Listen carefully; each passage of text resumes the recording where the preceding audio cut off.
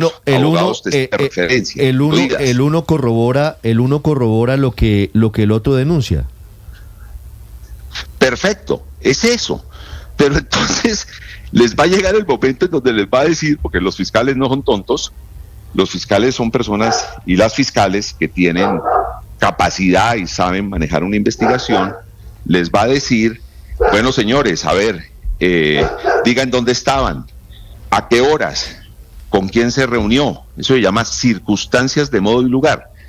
Y en ese momento se comienzan a caer todas las mentiras. Esto no es simplemente que el señor Olmedo López diga, recibí la orden. Tiene en dónde la recibió, qué día la recibió, quién es testigo de haber recibido esa orden.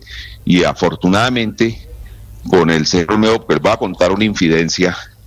Con el señor Olmedo, yo no tenía reuniones privadas. Me lo encontraba en consejos de ministros, bastante lejos él de mí a la hora de sentarnos.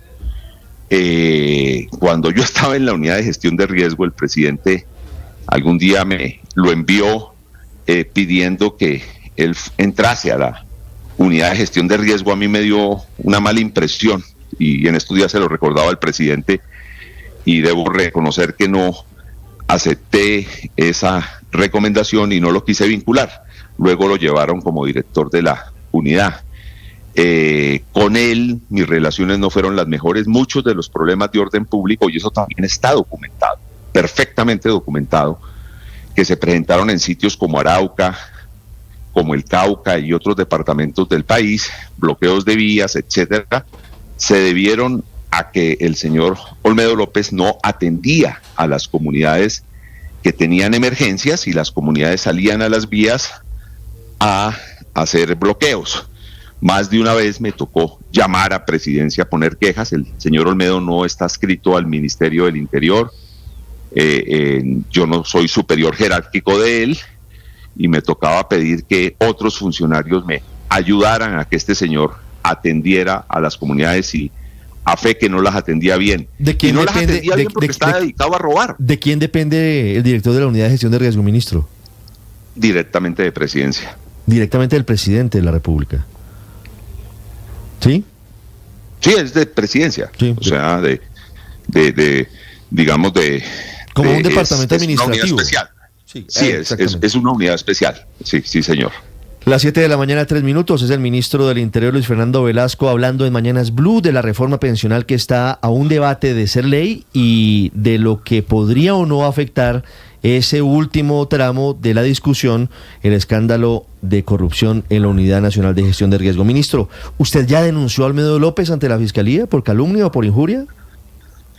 Estoy esperando que el señor Olmedo López vaya a la Fiscalía y diga lo que tenga que decir para poder atacarlo, porque lo que yo vi ayer, y yo les pido que ustedes lo analicen con tranquilidad como buenos periodistas que son, fue a una periodista dirigiendo una entrevista, casi que colocando las palabras en la boca de Olmedo. Olmedo no me ha acusado de nada en concreto, y yo necesito que él diga cuáles fueron las actividades que supuestamente yo hice, porque yo no me voy a defender. Yo lo que voy a hacer es atacarlo para demostrar su falsedad como testigo, para demostrar su fraude procesal y para demostrar cómo quiere mentir en la justicia, cosa que es un delito, y un delito grave.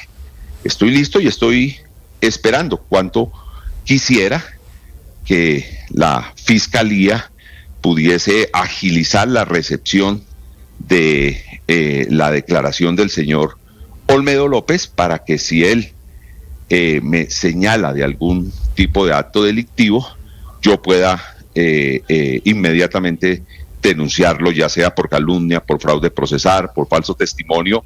Obviamente miraré qué tipo penal le cabe a sus actuaciones, pero el ladrón de la Unidad de Gestión de Riesgo a mí no me asusta. Yo ya me he enfrentado con otros bandiditos como él. Hay 10 personas en las cárceles colombianas pagando condena por falso testimonio cuando intentaron hacerme un montaje. Yo me enfrento, me defiendo y tengo la tranquilidad de saber que con ese señor nunca le di ningún tipo de orden distinta a la solicitud, que además casi nunca pude dársela directamente porque difícilmente me pasaba el teléfono, y eso también pues se terminará viendo, porque ahora cada llamada, cada chat queda registrado. Lo que yo le solicitaba cuando tenía pocas oportunidades de conversar con él era que atendiera a las comunidades que no estaba atendiendo. 706, ministro Velasco, muchas gracias. Ricardo, a usted mil gracias y a toda la mesa de trabajo.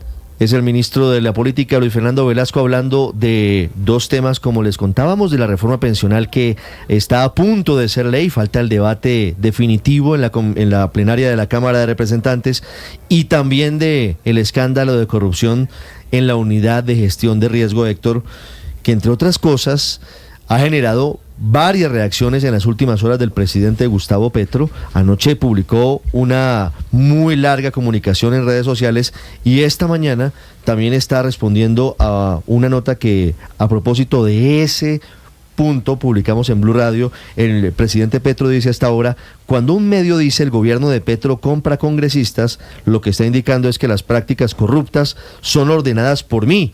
Y eso en un medio de comunicación o en la boca de cualquier persona es una profunda y vil calumnia, porque jamás nadie podrá decir que en mi calidad de gobernante o de ser humano he ordenado una práctica corrupta, dice el presidente Petro.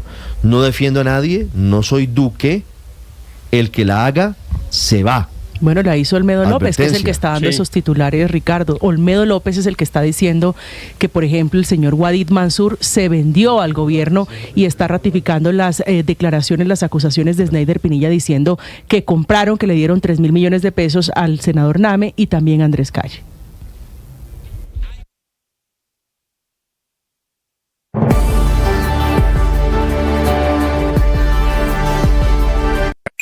Escanea este código y suscríbete a nuestro canal de YouTube, @Blue Radio Co. Y disfruta y participa de la programación de Blue Radio. Blue Radio, le ponemos cara a la radio. Blue Radio, la alternativa.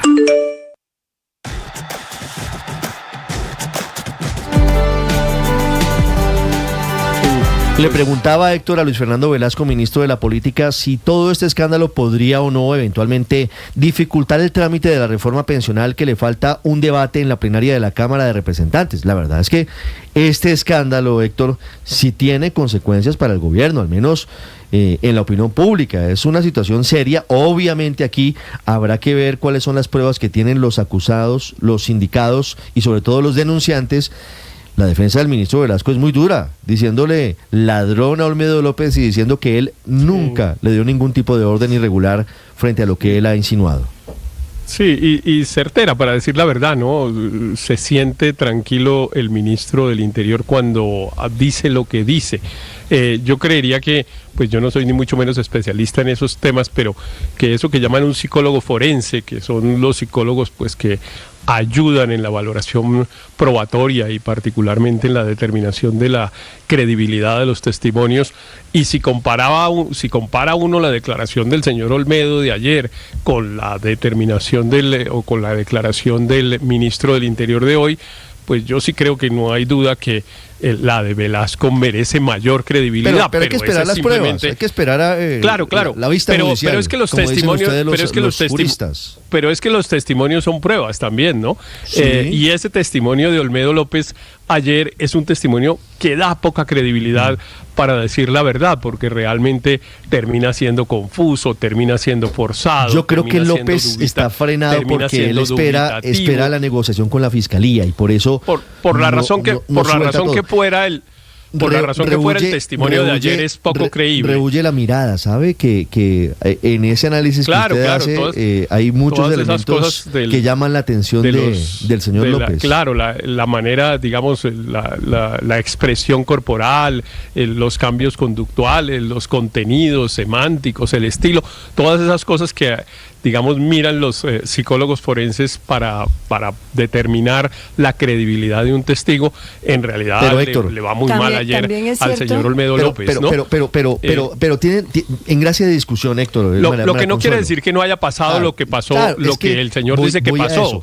Y la pregunta es, ¿qué interés tendría Olmedo López en salpicar a unos funcionarios de semejante nivel si no tiene elementos que lo demuestren? No, por supuesto. No, está claro que la declaración de Olmedo y de Sneider Pinilla está dirigida a demostrar una hipótesis, y es que hubo una especie de concierto para delinquir alrededor de los recursos de la unidad de gestión de riesgo, y que ese concierto para delinquir estaba dirigido por otras personas y no por ellos, y tenía un propósito que era comprar apoyos en el Congreso. Esa es la hipótesis que ellos han construido desde el primer momento, y entonces, claro, obviamente que si se trata de relaciones entre el Congreso y el gobierno, pues el primero que resulta implicado es el ministro del Interior, y entonces, por supuesto, dice el ministro del Interior. Por eso es que mencionan primero a los presidentes de las cámaras, del Senado y de la Cámara, para decir: a ellos les llevamos un maletín de plata, y ni siquiera eran coimas de unos contratos, no eran pagos de unos servicios. La hipótesis que ellos quieren probar es que efectivamente hubo una cosa parecida a la que hubo en el primer gobierno de Lula, que se llamó el mensalado, que era que les daban talegados de plata a los congresistas para que apoyaran al gobierno. Hasta ahora de eso solo están las pruebas de los dichos de los señores. Faltará ver qué dicen, y también ahí pues el balón está en la cancha. Claro. También el balón está en la cancha de la Fiscalía, ¿no? La Fiscalía debería acelerar un poco el proceso. No me gusta eso de que haya puesto una cita para el martes. Hubieran podido citarlos para hoy. La verdad, estamos en una situación que el país necesita esclarecer lo más rápido posible. Héctor, para Consuelo, 7-12 minutos. Es cierto que se veía dubitativo, inseguro Olmedo López, pero también recordemos que él se siente muy asustado. Él, de hecho, pidió seguridad para él y para su familia porque dice estar amenazado, y yo no lo dudo, porque es que detrás de la corrupción pues siempre hay gente muy peligrosa. Entonces, claramente él se siente asustado, y eso no es que lo excuse, pero de alguna manera explica que de ese testimonio con tantas dudas, con esa mirada que usted decía, Ricardo, y señalaba claramente tan insegura. Bueno, lo segundo, a mí me extraña que a estas alturas nadie acepte la paternidad política de Olmedo López. O sea, se dice claramente, depende de la presidencia, nos lo acaba de decir. Sí, la unidad de gestión de riesgo. El ministro. Y el presidente anoche claramente quién pidió que llegara Olmedo López a la unidad, lo dijo el presidente. Nadie lo acepta. No, claro, pero el mismo ministro nos acaba de decir que quien pidió que llegara Olmedo López es importante, primero como contratista, que el presidente Petro se lo recomendó a la unidad y él no lo quiso aceptar. Porque le dio una mala espina. No le caía bien, que le daba una mala espina, que se sentaba en la otra esquina del Consejo de Ministros porque no le gustaba. Pero aquí es del presidente. Hay una responsabilidad políticamente es del presidente. Y el presidente ya reconoció que se equivocó y reconoció y asumió esa responsabilidad política. No, porque él dice: yo no doy órdenes de corrupción, y de alguna manera asumió la responsabilidad política de haberlo nombrado. Se quita de la responsabilidad, porque en últimas la responsabilidad política de haberlo nombrado es la falta de gestión por las emergencias, porque claramente no se resolvieron los problemas que tenía que enfrentar. Ni Caregato, ni el agua de la Guajira. Y lo que hizo fue dedicarse a la corrupción y a robar, y él lo confiesa. Entonces, cuando el ministro le dice es un ladrón, pues es que el primero que confesó ser un ladrón es el mismo Olmedo López. Pero ¿quién está detrás? Es muy difícil que en un gobierno, y se lo digo con la experiencia de haber tomado decisiones importantes, las decisiones importantes siempre terminan recayendo en los ministros y en el más alto nivel. Pero mire, en este caso Olmedo López ha sido tajante en desligar al presidente. Él dice que todo fue a las pues salió en vez de pedirle perdón a los niños de La Guajira, a los cuales les usurpó el agua, salió a pedirle perdón al presidente. O sea, el clásico lambón. Pero el clásico lambón, quién sabe con qué interés, en vez de disculparse con esos niños a los que les robó el futuro porque les quitó el agua. Pero lo que le quiero decir es, por supuesto, Olmedo López es un delincuente y él lo acepta. Yo no lo estoy defendiendo. Yo lo que estoy diciendo es que detrás de él hay muchas más personas, y que ya es tiempo de que esa responsabilidad política signifique algún tipo de sanción, porque hasta el momento pretenden compartimentarlo en una burbuja como si él hubiera sido autónomo para tomar esas decisiones de esa magnitud. Pero ahí hay varias cosas, Luis Ernesto. Ahí hay dos patas del escándalo. Una pata, si me permite, que es posiblemente, si se logra demostrar, porque es lo que ellos dicen, que hay una parte que iba a los políticos y que estaría vinculada con la aprobación de reformas, pero hay otra pata... Que sería de la mayor gravedad para todo el gobierno, no solo para Olmedo. Claro, pero hay otra pata, Luis Ernesto, de la que no hablan mucho ni Snyder ni Olmedo López, que es de la plata que ellos se robaron. De lo que ellos se apropiaron, porque es que esto, ellos pretenden diluir lo que le metieron a sus familiares, diluir el robo diciendo que es que ellos recibían órdenes superiores. Y la otra parte que... No, es que además hasta el momento no hemos escuchado cómo ellos le cuentan a Colombia cómo se quedaron ellos con una plata, cómo la lavaron, porque seguramente robaron y lavaron un pedazo de esa plata y se la dieron a algunos familiares o compraron algunos inmuebles. Eso no lo han contado. Lo que han estado haciendo, como lo decía el ministro, es tratando, pues para ganarse un principio de oportunidad o para lograr algún beneficio ante la fiscalía, de inculpar a sus superiores. Snyder lo hizo muy bien porque inculpó a su superior directo, que es Olmedo, y Olmedo pues le toca tirar más para arriba y entonces empieza a vincular a los ministros. Yo creo que lo más importante, como lo decía Héctor, es que la fiscalía sea muy veloz en la investigación. Yo escuché aquí a un ministro, a un funcionario público poniendo la cara con toda la tranquilidad de sus actuaciones, pero además a un hombre que, debo decir, lo conozco desde hace muchos años, lo he conocido como una persona íntegra y además que ha enfrentado muchas veces situaciones similares. Aquí nos contó cómo hace 16 años, pues él alcanzó a estar preso. Colombia tiene que recordar que él estuvo preso por unas denuncias falsas, por unos testigos falsos, y después se probó su inocencia. Y es que hoy en Colombia, Ricardo, es demasiado fácil destruirle el nombre y la reputación a alguien, porque cualquier persona sale, echa un cuento, todos los medios cubren, Ricardo, obviamente un escándalo de esta naturaleza, y la justicia se demora 3 años en resolverlo, y cuando sale la noticia de que la justicia exculpa o no encontró ninguna prueba, pues nadie se acuerda. 7:17 Ricardo, minutos, aquí nadie está diciendo que Olmedo López o Snyder Pinilla no actuaron mal. Ellos mismos están confesando un delito flagrante de haber utilizado recursos públicos para comprar congresistas, en particular al presidente de la Cámara y al presidente del Congreso, y esas declaraciones coinciden, tanto la cifra de Olmedo López como la cifra de Snyder Pinilla coinciden. Ahora, pensar que el ministro del Interior no sabía que se le iban a entregar 3.000 millones de pesos al presidente del Congreso y 1.000 millones al presidente de la Cámara, pues algo anda mal entonces en el manejo, digamos, de las relaciones políticas con el Congreso. Es que si él no sabía. Si eso pasó, ahora, Daniel, si eso pasó, como lo dicen Olmedo y Snyder, es de la mayor gravedad y por supuesto que en el gobierno alguien dio la orden.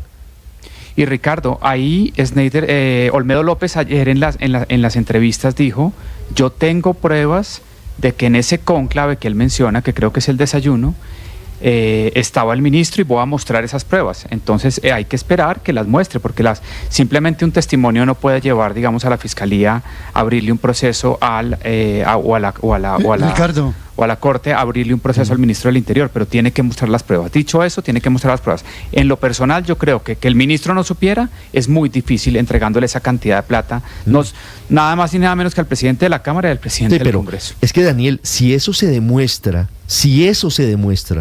estaríamos ante una crisis muy profunda en el Congreso, en la política de Colombia. No porque no haya pasado, porque Ricardo, seguramente ha ocurrido, pero si hay un elemento probatorio que demuestre, hasta ahora son dichos, que a Iván Name, presidente del Senado, le dieron 3.000 millones de pesos en efectivo del gobierno, y al presidente de la Cámara, Andrés Calle, 1.000 millones, estamos ante un escenario supremamente delicado. Por eso es clave que los señores López y Pinilla entreguen las pruebas. Entreguen sin dilación las pruebas a la justicia para saber de Ricardo, qué estamos hablando, si es verdad o no lo que dicen. Aurelio. Sí, yo comparto la opinión de los demás miembros del panel de que esto requiere pruebas, más concretamente circunstancias de modo, tiempo y lugar. ¿Cuándo fue? ¿Cómo fue? ¿Y qué pasó? Porque el país está lleno de ese tipo de denuncias que al final de cuentas terminan siendo acomodaticias. No obstante, sí ya ha habido indicios. A mí me parece, por ejemplo, que los chats que se han mostrado de Snyder Pinilla con Andrés Calle, entréguemelo en el apartamento tal, en la ciudad de Montería, y se encontraron y a las 11 de la mañana y aquí le mando mi ubicación, eso ya son palabras mayores. y la ratifica de alguna manera Olmedo López en la entrevista de Marras que estamos hablando. Luego, claro, circunstancias de modo, tiempo y lugar, que es en últimas la palabra pruebas, pero que hay indicios los hay. Uno respeta muchísimo la palabra del ministro Velasco, pero indicios los hay. Aquí lo mismo lo de Nami.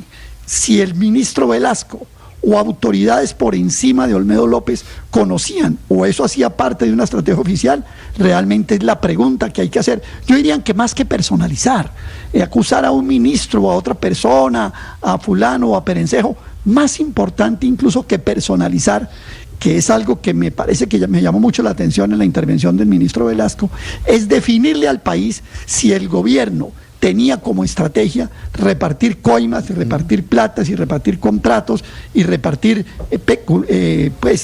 peculio a congresistas para poder hacer aprobar las reformas. Yo creo que ese es el meollo, esa es la almendra del problema. Pasando por encima de responsabilidades personales, es la responsabilidad de haber adoptado una estrategia que significa y que mancharía totalmente la aprobación de la reforma. Sería muy grave, Aurelio, tendrá que decir la justicia si eso ocurrió o no ocurrió, pero no me deje de lado, Álvaro, y eso es importante, la otra parte de la historia, porque aquí no solamente estamos hablando, en caso de que se demuestre, de una operación nacional que el presidente Petro niega y que el ministro del Interior niega, sino que había una estrategia para que los corruptos se llenaran los bolsillos, y de eso no nos están hablando. Y lo otro, para que los políticos amigos de ellos, que no son del orden nacional, también se llenaran los bolsillos para hacer política. 722, Álvaro, me decía. Sí, pues como han dicho todos, la Fiscalía tiene que actuar rápido en esto, porque si es lo que dicen estos señores, es un escándalo y un hecho gravísimo, que obviamente va a afectar al gobierno y toda la política, y pues en las cosas graves hay que andarle rápido. Estos rumores andando ahí en entrevistas de medios, en el mismo nivel que las nueras y tal, eso no le hace bien al país. La justicia tiene que ser seria, hacerse respetar, además, para que no siga manejándose todo de esa manera. La prueba de fuego de la fiscal Luz Adriana Camargo, prueba de fuego inicial es esta, Álvaro. Sí, porque además, país en manos de estos personajes, a mí me cuesta mucho trabajo, yo no sé cuál sea la realidad, pero creer que de verdad son los Robin Hoods, que robaban por instrucciones, o sea, desinteresados por una causa, y no que son unos bandidos redomados que están buscando, encima de todo, irse a disfrutar de su plata, sin pagar un día de cárcel, acusando a otros y montando todo esto. Sí. Acuérdense lo que se ha dicho varias veces, los abogados que tienen, expertos en eso de este tipo de tramoyas. Entonces, la Fiscalía tiene que actuar no solamente para defendernos a nosotros los ciudadanos, si eso es así, sino para evitar que este tipo de delincuentes logren hacer semejantes espectáculos para defenderse. Es posible que esto sea un montaje, porque pues es la manera de salir libres. Sí, lo que pasa es que tienen que demostrarlo, Álvaro. Si no lo demuestran, no hay cómo quedar en libertad. Es decir, la justicia, la fiscalía no va a ser tan ingenua de dejar en libertad o de archivarles los procesos a Olmedo López y a Snyder Pinilla, que además están confesando delitos en las entrevistas a cambio de nada. Ellos tienen que entregar elementos sólidos para llegar a cualquier tipo de negociación. Volveremos más adelante con este tema. 7:24 minutos. Llega el Padre Linero, llegan los deportes en Mañanas Blue.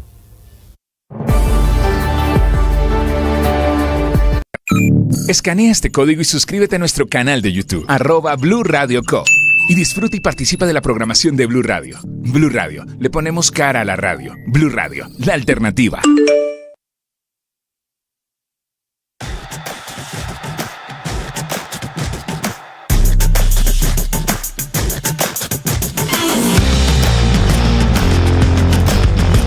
Les contamos a partir de este momento las noticias de Colombia y el mundo.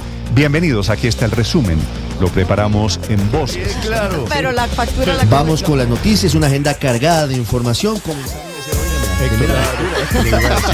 pena. Se queda con la factura.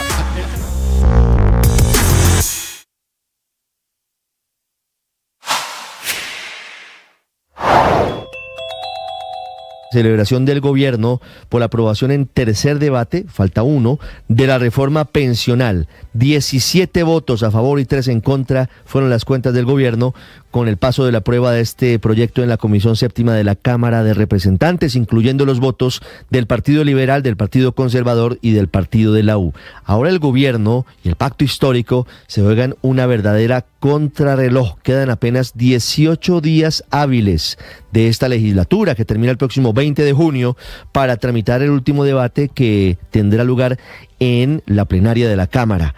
Aunque es una reforma que todavía no cuenta con el aval fiscal, el ministro de Hacienda Ricardo Bonilla anoche se comprometió a que entregará ese documento antes del último debate. Ya sabemos varios elementos importantes.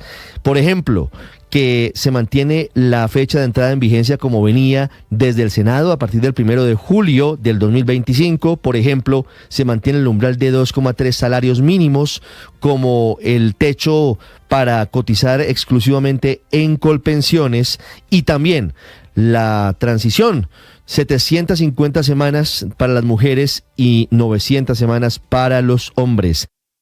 Atención, hay una noticia urgente. Señoras y señores. Tendencia a nivel global. Bienvenida, mil gracias por estar con nosotros hoy aquí en Blue Radio. Usted enfermo por el fútbol y los compañeros de seminario en retiros. Rezando rosario y yo.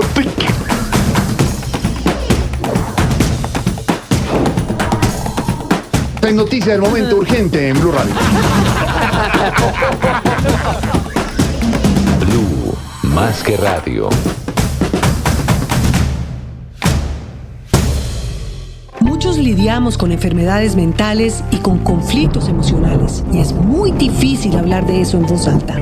Soy María Elvira Arango y los invito a escuchar Qué Locura, historias reales de lo que no se habla, con testimonios conmovedores y con expertos y especialistas. Escúchenos, este es un lugar seguro. Este podcast es impulsado por porquequieroestarbien.com, el programa de salud mental de la Fundación Santo Domingo. La producción es de La No Ficción y Boombox de Caracol Televisión. Encuentre todos los episodios del podcast en boombox.com o en su plataforma de audio favorita. Boombox Podcast, un mundo por escuchar. Boombox.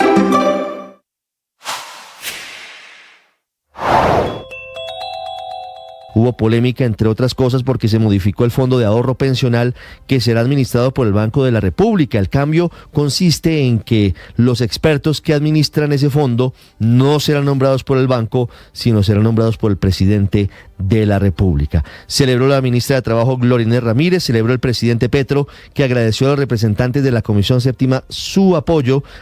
El padre Alberto Linero es periodista y también está en Mañanas Blue. 7 de la mañana, 28 minutos. Creo que todavía no somos tan conscientes de todos los cambios que está ocasionando la tecnología en nosotros, los seres humanos. No solo es el cambio de algunas prácticas y rutinas diarias, sino que se trata de una transformación del ser mismo. Pudiéramos decir que la tecnología está creando esencialmente nuevos humanos, generando nuevas formas de pensar, de sentir, de juzgar, lo que implica nuevas maneras de estar y ser en la vida. Photoshop e Instagram, con sus ediciones y filtros, generan una estética nueva en la que no hay oportunidad para ser auténticos, donde la perfección es el único valor posible. Esta estética desprecia las arrugas propias del paso de los años y enfatiza colores y expresiones que no son cotidianas. Es la vida para ser exhibida, para ser vista. No es de extrañar que algunos recurran a las cirugías estéticas como único camino para pertenecer a ciertos grupos.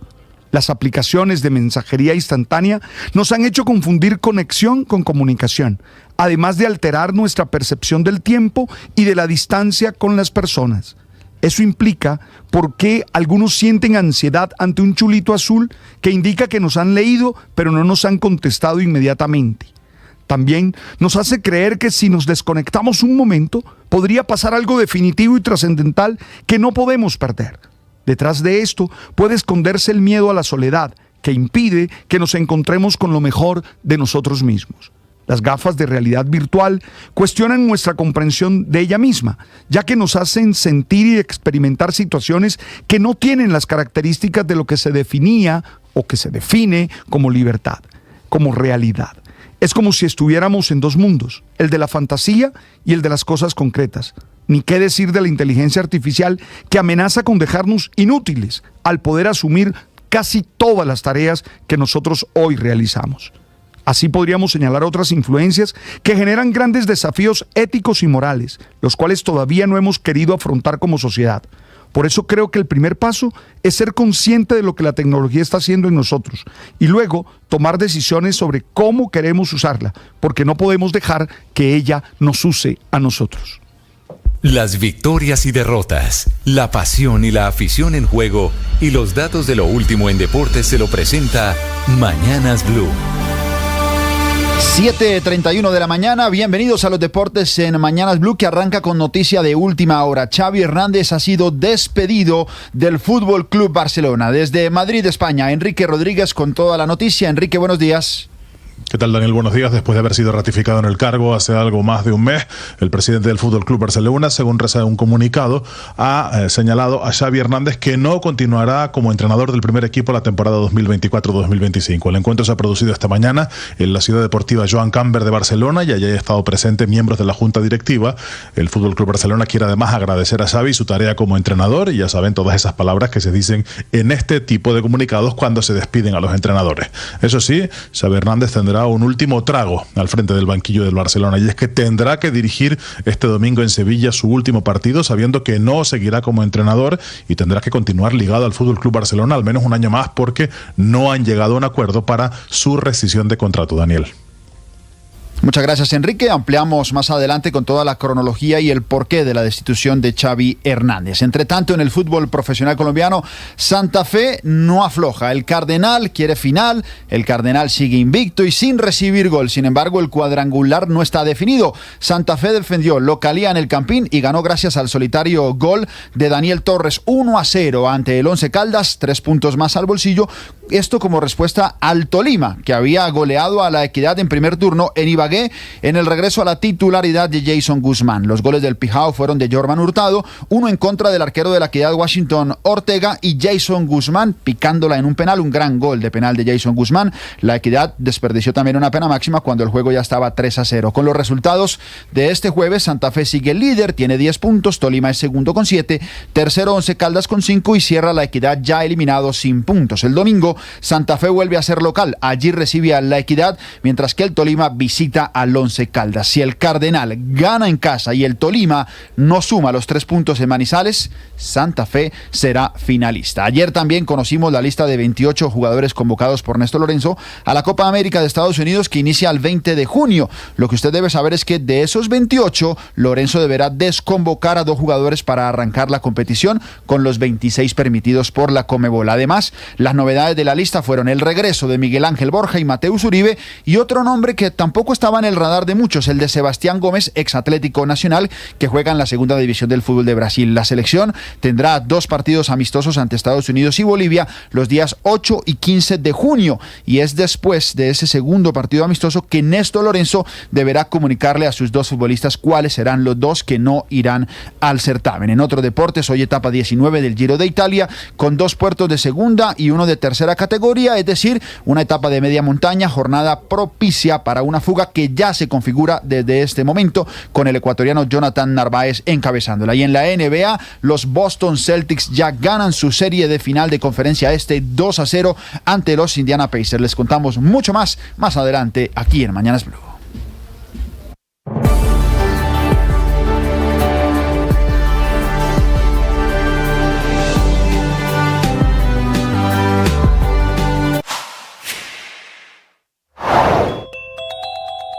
La Corte Suprema de Justicia se queda con el caso de enriquecimiento ilícito de Armando Benedetti. La Sala Plena de la Corte Suprema resolvió que la Sala Especial de Instrucción es la que debe asumir la investigación contra el embajador Benedetti por enriquecimiento ilícito de servidor público. El proceso permaneció obstruido en etapa preliminar en ambas entidades. Esto porque la Fiscalía alegaba competencia para recaudar pruebas que definieran si el embajador de Colombia ante la FAO aumentó su patrimonio sin justificación. El 23 de abril, el magistrado César Reyes, expresidente de la Sala de Instrucción, emitió un auto aseverando que la sala no es competente para investigar a Benedetti. ya que es un embajador, a pesar de que la misma Fiscalía fue la que envió las carpetas a la Corte. La Sala Plena de la Corte Suprema tuvo que tomar una decisión al respecto, pues aunque Reyes consideró que el Alto Tribunal no es el competente, la Fiscalía Sexta delegada ante la Corte, que antes tenía las carpetas del caso, no está de acuerdo. Principalmente la Fiscalía considera que la Sala debe adelantar las pesquisas del proceso porque los hechos, presuntamente,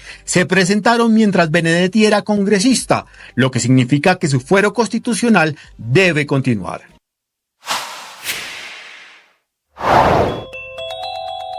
Se conoció por parte de la familia que Yusli Tatiana Arévalo Navarro, la fotógrafa profesional de 27 años de edad, que fue secuestrada el pasado 18 de mayo en zona rural del municipio de Ocaña, específicamente en el corregimiento de Aguas Claras, fue dejada en libertad. A esta hora está en el Hospital Emiro Quintero Cañizares, la están valorando los galenos de turno, y hay que decir que esta liberación se ha producido después de un contingente importante de policías del Gaula que llegaron hasta este territorio para comenzar su búsqueda, ejercer presión, y que en las últimas horas estaban dando con algunas capturas. Estamos a la espera de conocer mayores detalles. Lo cierto es que ya fue dejada en libertad esta fotógrafa y ocurre en una zona en donde el flagelo del secuestro sigue latente. Además, se quiere determinar quiénes son los responsables, porque donde ocurrió esta situación hay presencia de disidentes de las FARC, del ELN, pero también un reducto de los Pelusos.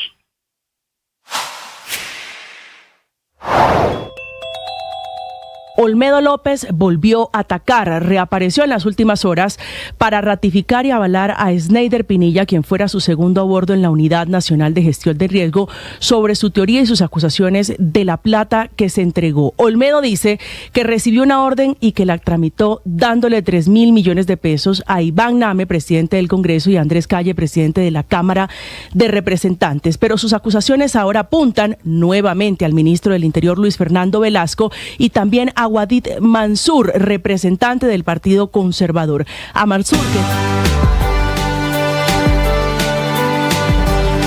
7:37 de gran expectativa, Silvia, en La Haya, porque en minutos se conocerá la determinación de la Corte Internacional de Justicia sobre Rafah, sobre Israel, frente a la petición que hizo Sudáfrica y que apoyó Colombia en torno a lo que significa la guerra en Oriente Medio.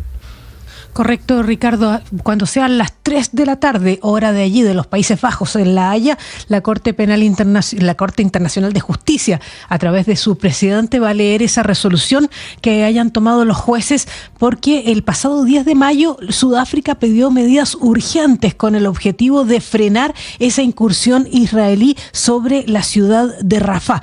En las últimas horas, Israel, la verdad es que ha incrementado su ataque sobre Rafah y también sobre Jabalilla, que es un campo de refugiados que está en el norte de Gaza. Ha sido intenso los combates en las últimas horas, pero el gran problema sigue siendo la entrada de ayuda humanitaria. La verdad es que hemos visto algunos cambios en los últimos días, Ricardo, después de que el fiscal de la Corte Penal Internacional emitió esa petición de orden de arresto contra el primer ministro y su ministro de Defensa. Por un lado, por primera vez Benjamín Netanyahu ha exhibido lo que sería un plan para Gaza después de la guerra, que todo el mundo lo estaba presionando para que lo propusiera. Él dice que la reconstrucción debiera estar a cargo de los países árabes modernos y a cargo de la comunidad internacional, o sea, no se hace cargo de la reconstrucción de Gaza. También dice que quiere allí un gobierno palestino, pero que esté comprometido con la existencia de Israel, no con su destrucción. Por lo tanto, descarta al Fatah, que gobierna en Cisjordania, y descarta a Hamas. Y también dice, por último, que ese Estado palestino dice que tiene que estar, tiene que permitir la existencia de Israel.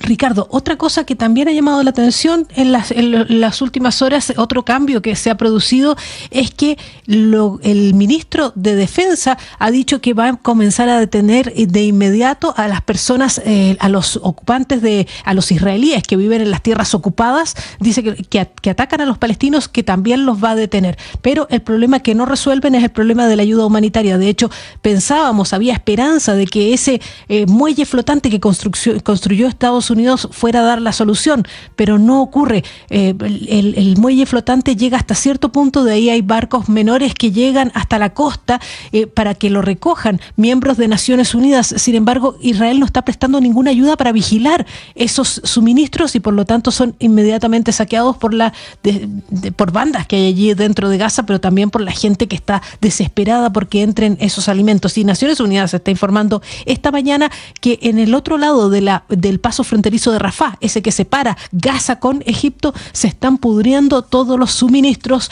porque no pueden pasar. Está cerrado toda la entrada por tierra hacia el sur al sur de Gaza. Vamos a ver qué es lo que resuelven los jueces y también vamos a ver qué real alternativa hay de poner en ejercicio esas decisiones, de ejecutar esas decisiones que tomen los jueces, porque lo que ha dicho Israel es que no le van a frenar en ningún caso su posibilidad, lo que ellos consideran su derecho a la defensa, que es lo que están haciendo sobre Gaza, Ricardo.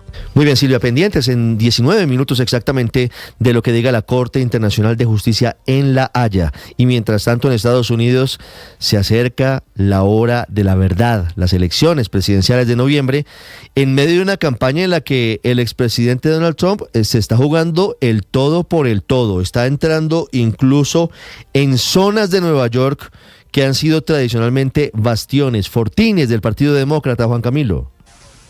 Ricardo, se metió Trump en uno de los bastiones demócratas, el Bronx, en Nueva York, donde de hecho hace solo 4 años ganó el 16% de los votos. Fue una paliza la que le dio Joe Biden allí en el Bronx. Pero ayer el ánimo pareció ser distinto. Los simpatizantes eran más diversos de los que normalmente son, no eran puramente blancos, había afroamericanos, latinos y otras minorías. Es quizás un llamado de alerta, un campanazo a los demócratas de que Trump se les está metiendo en sus plazas insignia. Aunque para revertir la tendencia azul demócrata en el estado de Nueva York será muy complejo. En Nueva York no gana un republicano desde hace 44 años, cuando lo hizo Ronald Reagan. En todo caso, Trump fue victoriado y prometió que ganaría allí en ese estado. Working together, there is nothing we cannot do and no height we cannot achieve. Together we will make America powerful again. We will make America wealthy again. We will make America strong again. We will make America proud again. We will make America safe again. We will make America great again. Thank you, Bronx.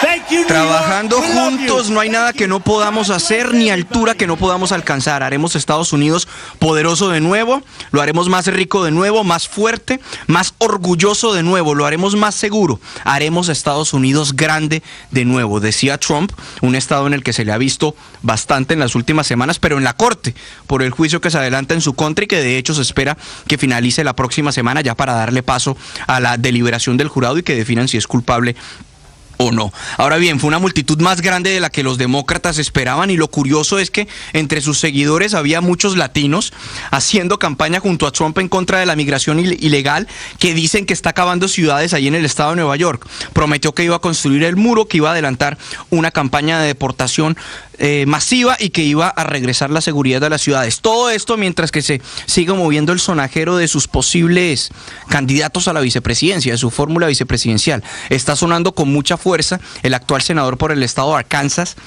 Tom Cotton, el republicano. Recordemos que ya en días pasados habían sonado senadores como por ejemplo Marco Rubio, el senador latino del estado de la Florida. Nos dice su equipo de trabajo que Marco Rubio está muy tranquilo, que de hecho acaba de ser reelegido y que hasta este momento todo se debe a información que ha trascendido, pero que no ha recibido ninguna propuesta directamente. Entonces es el sonajero que se mueve un poco, suena con mucha fuerza Cotton como fórmula vicepresidencial del expresidente, hoy candidato del Partido Republicano, Donald Trump. Ricardo. ¿Cotton de dónde es, Juan Camilo? Arkansas. De hecho, Cotton, hubo una polémica muy grande con él en el año 2020, Ricardo, porque fue el que propuso durante las manifestaciones de Black Lives Matter por el asesinato del afroamericano George Floyd, propuso que se aplicar una disposición de la Constitución de los Estados Unidos que permite movilizar tropas al presidente para poder estabilizar las situaciones de crisis en algunas ciudades. Un hecho que se había presentado, por ejemplo, cuando hubo las revueltas en Los Ángeles en 1992. Esa crítica, o más bien, esa propuesta de Cotton, que la escribió en un artículo de opinión en el New York Times, despertó mucha indignación, particularmente de minorías aquí en Estados Unidos. Muy bien, Juan Camilo, pendientes de ese nombre, pendientes de Donald Trump y también de el presidente Biden en esta campaña presidencial. 7:45. Saludo en un minuto al hijo del alcalde del municipio del Roble, Eudaldo Díaz. Juan David Díaz es su hijo y es un hombre que ha contado varias verdades sobre la historia del conflicto en Colombia a propósito de lo que ocurrió en las últimas horas en una clínica de Barranquilla.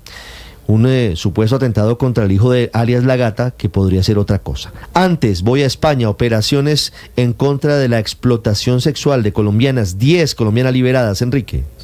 Una operación más de esta variante delictiva que ha tenido lugar en esta ocasión en la provincia de Alicante, en la costa levantina española. Han sido desmontados 3 prostíbulos en la ciudad de Elche, que eran controlados por un grupo criminal que actuaban a modo de call center, haciendo de mediadores para contratar los servicios sexuales de mujeres que eran explotadas por la organización. Esas mujeres eran 10, todas ellas de nacionalidad colombiana. La principal investigada y detenida tenía una trayectoria delictiva de más de 20 años, contando con numerosos antecedentes por delitos relativos a la prostitución. Estas víctimas ejercían la prostitución, obligadas evidentemente, en condiciones deplorables, dice la policía en su nota, condiciones de absoluta explotación en un régimen de semiesclavitud. Debían estar disponibles 24 horas al día durante los 7 días de la semana, no podían salir a la vía pública y sobre ellas se ejercían castigos que consistían, por ejemplo, en dejarlas varios días sin apenas comer, únicamente alimentándose de agua y algunos trozos de pan. La policía española tiene un número de teléfono, el 910-5090, y un correo electrónico trata@policia.es, donde la colaboración ciudadana es bienvenida para desarticular este tipo de redes. Ricardo. Estás escuchando Blue Radio.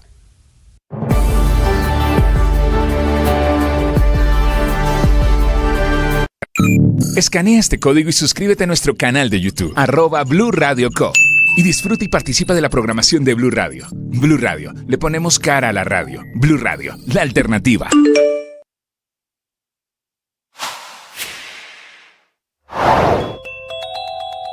Celebración del gobierno por la aprobación en tercer debate, falta uno, de la reforma pensional. 17 votos a favor y 3 en contra fueron las cuentas del gobierno con el paso de la prueba de este proyecto en la Comisión Séptima de la Cámara de Representantes, incluyendo los votos del Partido Liberal, del Partido Conservador y del Partido de la U.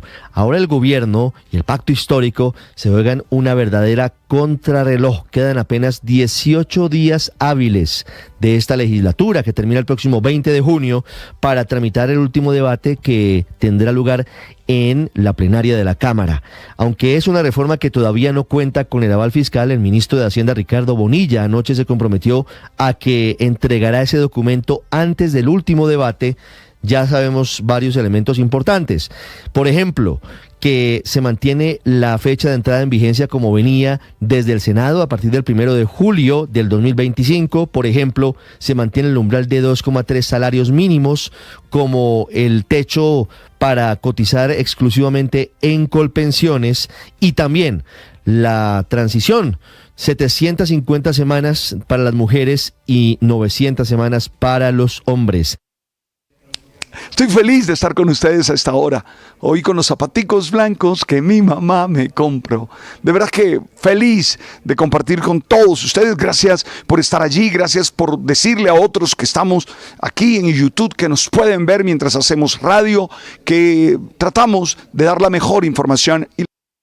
Hemos contado de Juan David, de Jorge Luis Alfonso López, perdóneme, el gatico, el hijo de alias La Gata, que ayer habría sido víctima de un atentado en su contra en una clínica de Barranquilla. Recordé la historia que revelamos aquí en Blue en febrero del año pasado y que sirvió para que se revocara la libertad que le habían concedido a este señor, condenado a 39 años de cárcel por el asesinato de un periodista, que se había hecho con base en lo que había catalogado el gobierno como un aval para ser gestor de paz. Es Acuérdese que Danilo Rueda nombra al hijo de la gata gestor de paz. Y se cae finalmente por una revelación de Blue Radio. Sí, Ricardo, un hombre condenado por homicidio, vinculado también a grupos paramilitares. Pero a propósito de lo que está ocurriendo alrededor del gatico, que es el hijo de la conocida gata que ya falleció, Ricardo, de película.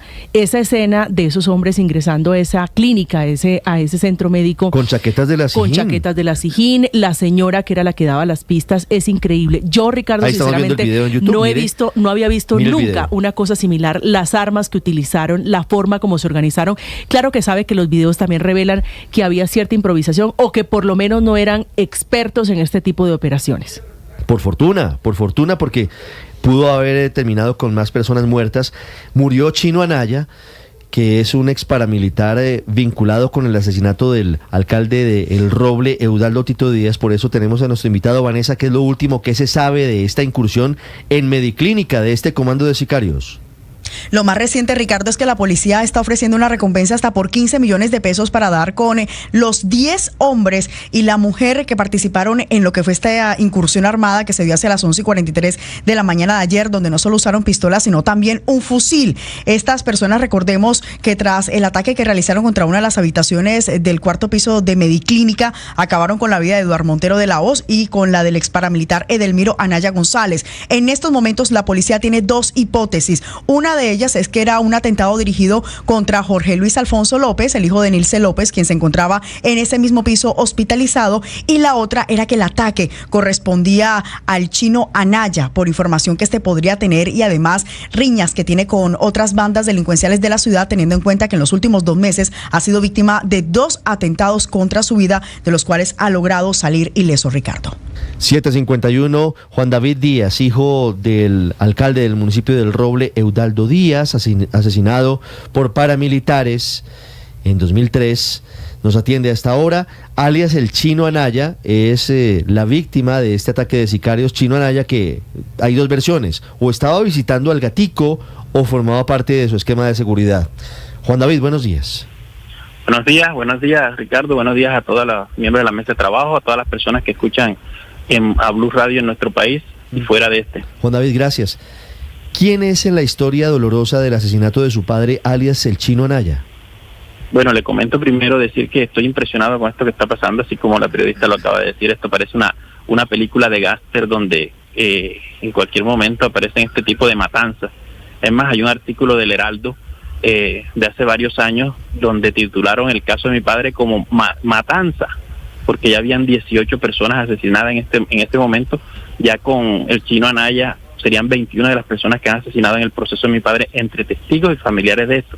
Edelmiro Anaya González fue la persona de toda la confianza de parapolíticos y del paramilitarismo, tanto así que lo infiltraron en el esquema de mi padre para lograr el objetivo de callarlo, así como hoy lo callan a él. No tengo ninguna duda de que es así. A Edelmiro Anaya González le han hecho 2 atentados, le hicieron 2 atentados en menos de 20 días, es decir, que había un desespero por callar al Chino Anaya. Juan David, ¿es cierto que el 4 de mayo pasado intentaron matar al Chino Anaya? Sí, claro, y lo hicieron de una manera como la que ahora hacen para asesinarlo, para como ocurrió el hecho. Fueron hombres a su casa, hombres armados, y se enfrentaron con los escoltas de Chino Anaya, así, igual, muy parecido a esto que se vio hoy. Yo quiero decirles que Edelmiro Anaya, con la muerte de Edelmiro Anaya, lograron que se llevara a la tumba muchos secretos del caso que se mantiene hoy en secreto todavía, mucha información, ya que el Chino Anaya, para que ustedes lo sepan, y la importancia de él, era que, por ejemplo, era una de las personas que podía corroborar, por haber sido la persona que participó en el crimen de mi padre, que lo entregó, que fue encomendado para esa misión, conocía quién eran los autores intelectuales y cómo ocurrieron los hechos, y era la única persona o de las pocas personas que podían corroborar cosas como la que dijo Salvatore Mancuso ante la Jurisdicción Especial para la Paz, cuando mencionó que el señor expresidente Álvaro Uribe había sido coautor en el crimen de mi padre, y así muchas cosas. Entonces, su asesinato no puede mirarlo como un hecho simplemente que iba para el señor Jorge Alfonso López. Si usted mira, y lo estaban explicando ustedes, había una persona dentro de los que participó, que era un operativo de más de 20 personas, nada más adentro habían 12, si usted mira el número de vehículos que participaron, téngalo por seguro que eran más de 20 personas. Ellos ingresan, cuando ingresan ya había una persona que les había dicho dónde estaban ubicados los objetivos, y ellos llegan directamente, si usted se mira los videos, al objetivo, y apenas logran eso, inmediatamente sale. Llaman la atención que el señor Jorge Alfonso López, si usted averigua, es un trabajo que le va a quedar muy fácil a las autoridades, si en verdad quieren que esto se esclarezca, de que van a darse cuenta que este señor Jorge Alfonso López nunca andaba con menos de 20 hombres protegiéndolo. Siempre ha sido así. Y llama la atención de que precisamente estaba solo, entra un comando que logra acabar con el Chino Anaya, es decir, no había ninguna defensa, y simplemente se van y lo dejan, si el atentado era para él. Entonces, además, yo hace rato tenía la información de que el señor Edelmiro Anaya era escolta de ambos, de su mamá, de Emilce López, que permanecía en una clínica, y él era como la persona encargada de estar atento al tema de la clínica, de la estadía de ellos ahí, y del señor Jorge Alfonso López cuando salía. Entonces extraña que ahora diga que lo estaban visitando. O sea, son cosas que llaman más la atención. Pero usted confirma la información que señala que efectivamente el Chino Anaya era escolta del Gatico. Claro, es que yo lo había mencionado, ya eso lo sabía hace meses. No era visitante. No era visitante, era una escolta de él. Era una escolta que uno no entiende tampoco como una persona desmovilizada, en que Justicia y Paz tienen el compromiso de no volver a portar armas, andaba de escolta, ¿no? Y que el señor Edelmiro Anaya tenía escolta de la Unidad Nacional de Protección. Y mire que en el primer atentado, que no sé si ustedes lo han visto, que fue que el sicario se le encasquilló el arma, los escoltas no estaban por ahí, y ahora tampoco, es decir, no estaban ni los escoltas de Jorge Alfonso López ni los del Chino Anaya. Entonces eso hace muy, muy sospechoso todo esto, y yo sí creo que también le hago un llamado al presidente de la República que exija que se haga una investigación clara de esto, porque ya el presidente salió a decir que era contra Jorge Alfonso López. Yo sí quisiera que él investigara, porque no va a ser difícil, es fácil investigar que el señor Edelmiro Anaya, porque deben haber los videos de las clínicas, era escolta de estos señores, de los señores Alfonso López. Y recuerden... Sí, Juan David, pero usted está plantando dudas frente al hecho de por qué Jorge Luis Alfonso López estaba sin su acostumbrado esquema de seguridad tan numeroso. Solamente estaba con el señor Montero de la Hoz, y en este caso con el Chino Anaya, que estaba en una habitación contigua a donde él se encontraba. Porque usted pone la duda sobre que no habían tantas personas acompañando al hijo de Emilce López. Porque para mí es claro lo que pasó, ¿no? Para mí es claro lo que pasó. Yo creo que cualquier persona que analice y revise los videos que están ahí podrán darse cuenta qué fue lo que ocurrió en verdad. Ahora, y quiero recordarles a ustedes que el señor Arana, Salvador Arana, quien también ha estado ocultando y que nosotros le hemos denunciado que está libre hoy por decir verdades a medias, fue encontrado cuando lo capturaron a él, que estaba prófugo por el crimen de mi padre, fue capturado en un apartamento de las empresas de estos señores Alfonso López, del Emilce López y de Jorge Alfonso López. Entonces, aquí no podemos había un desespero, vuelvo y lo repito, por callar a Edelmiro Anaya González. Esto está clarito, y yo creo que aquí no va, y el presidente es muy conocedor de estos casos y de esta historia, y bueno, ¿y por qué se nos va a hacer extraño el actuar de estas personas? Si sabemos que ellos son así, ellos mismos se traicionan, ellos mismos se entregan cuando no les sirven las personas. Sí, el Chino Anaya estaba en libertad desde hace 5 años, por lo menos, y tenía esquema de seguridad de la Unidad Nacional de Protección. ¿Qué sabe usted alrededor de eso? Porque esa es la información que están circulando, por lo menos en Barranquilla, que este hombre estaba protegido por la UNP. ¿Usted tiene la misma información? Es que la tengo, es que está protegido por la Unidad Nacional de Protección. Es más, yo le envié a un funcionario de la Unidad Nacional de Protección, porque lógicamente yo, por estar al frente del caso, me llega mucha información, y le mandé un video donde aparecía uno de los vehículos, el vehículo que estaba asignado al señor Edelmiro Anaya, que en una celebración por el triunfo del Junior de Barranquilla andaban varios pandilleros hasta montados encima de ese vehículo en las calles de Barranquilla. Ese video se lo entregué yo a funcionarios de la Unidad Nacional de Protección. Entonces yo conozco y sé que el señor permanecía laborando custodiando a estos señores, a la señora Emilce López y al señor Jorge Alfonso López cuando salía. Entonces, mire, y estaba, ahora yo pregunto, ¿dónde estaban los guardias del INPE protegiendo a a este señor que estaba dentro de la cárcel. Es decir, no tenía ni que estaba que debía estar dentro de una cárcel y estaba en una clínica. ¿Dónde estaban los guardias del INPEC? ¿Dónde estaba el esquema de seguridad nutrido que siempre carga? Es decir, él salió, no pasó nada. Un grupo de 20 hombres llega, comete un objetivo, logra su objetivo y sale, y deja quieto a Jorge Alfonso López. Juan David, pero fíjese que hay una situación que no es clara, como muchas cosas en el episodio. Ahí estamos viendo las imágenes que, pues imagínense, quedó grabado todo como si fuera una película, todo lo que pasó ayer por la mañana en Mediclínica.